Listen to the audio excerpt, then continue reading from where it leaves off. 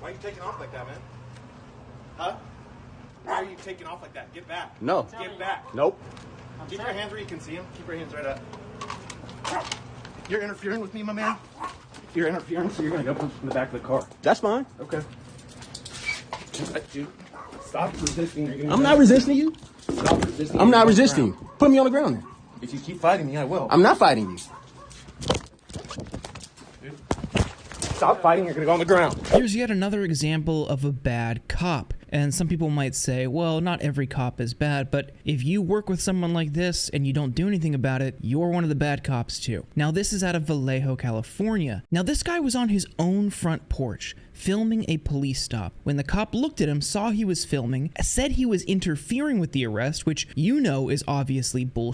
He's several feet away and ran over and attacked the guy. It wasn't until later that the cop learned this was a military veteran that he let the guy go.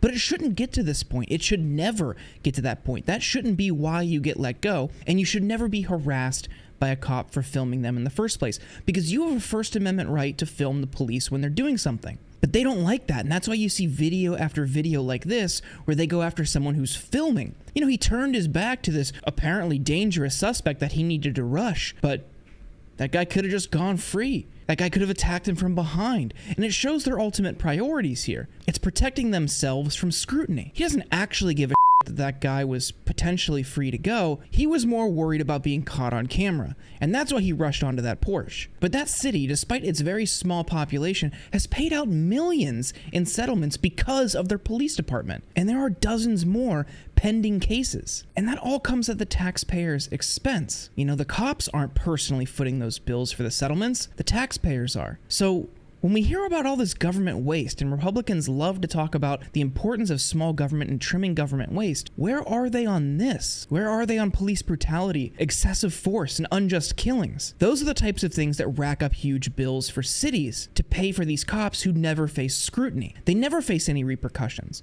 A very, very tiny percentage of cops throughout the country are even charged for bad behavior, let alone convicted. So some people file civil suits and try to get a cash settlement. It's not going to totally fix the problem, but for the victims, it's going to help alleviate the pain and suffering for what they had to endure at the hands of police. But it shouldn't come at the expense of the taxpayer. Take it out of the police budget. Cut their funding next time. But we don't. And despite these cries from the right about reining in wasteful spending, they never talk about slashing police funding. They never talk about police brutality at all. It's always back the blue and increase funding. That's it. They don't care that tiny cities are burning through millions of dollars. They don't care that people are being killed by police. They don't care that people are being thrown to the ground on their own front porch for exercising their First Amendment rights. You know, these are quintessential conservative issues, so they want you to think the Constitution, the First Amendment, reining in wasteful spending, but when it involves the police, they turn a blind eye. And none of this is really going to change until we tackle the problem of police in this country. The mere suggestion that we need to rein in police spending in this country leads to a conservative meltdown. Let's be real though, it leads to a bipartisan meltdown